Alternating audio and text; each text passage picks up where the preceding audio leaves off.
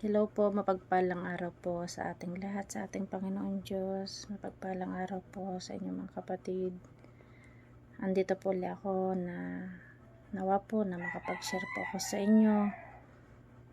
Sa bawat isa, makatulong po sa pangkalahatan na about po sa pagsubok.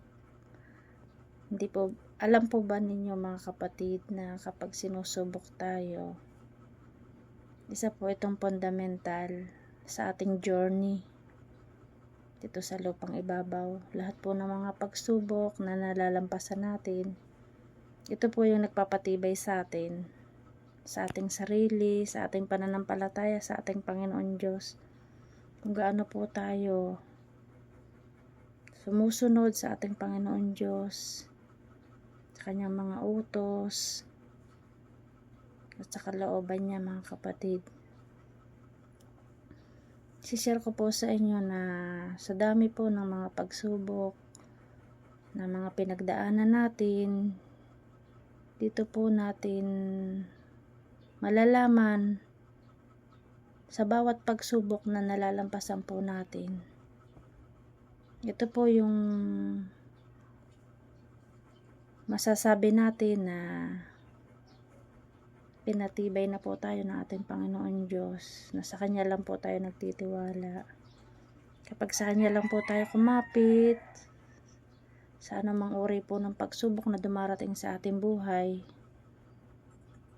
at isinuko po natin sa Kanya lahat, binigay po natin sa Kanya lahat,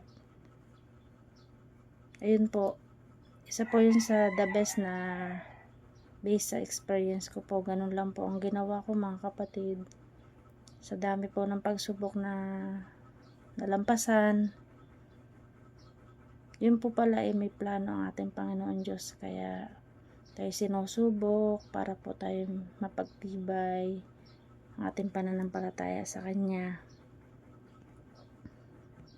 In case po na may dumating po na another na pagsubok, doon nyo po malalaman na buti na lang inihanda ako ng ating Panginoon Diyos na sa ganitong pagsubok ay hindi ako mahihirapan kung paano ko malampasan, sapagkat iisa po ang pattern iisa po ang solusyon sa mga pagsubok na pinagdadaanan natin, kahit ano pong sitwasyon yan mga kapatid. Sabi ko nga po sa inyo, kapit lang tayo sa ating Panginoon Diyos, sa Kanya po tayo magtiwala. Palagi po tayong magdasal sa Kanya at hingin po lagi ang guide niya sa lahat po ng ating gagawin o sasabihin o anumang desisyon po sa ating buhay, upang hindi po tayo magkamali. Nagkakamali naman po tayo syempre. Sabi ko nga sa inyo, doon po tayo natututo sa ating mga pagkakamali, sa lahat po ng pagsubok na yan. At isa po itong napakalaking tulong para sa ating self-growth. Yun lang po mga kapatid. Always pray po sa ating Panginoon Diyos. Tuloy lang po ang buhay. Ang pagsubok po ay laging nandyan, nakaabang habang tayo ay nandito sa lupang ibabaw. Hindi po natatapos yan mga kapatid. Makakasagot lang po niyan ang sarili po natin at ang ating Panginoon Diyos. Yan lang po ang magagawa natin. Solusyon. Salamat po mga kapatid.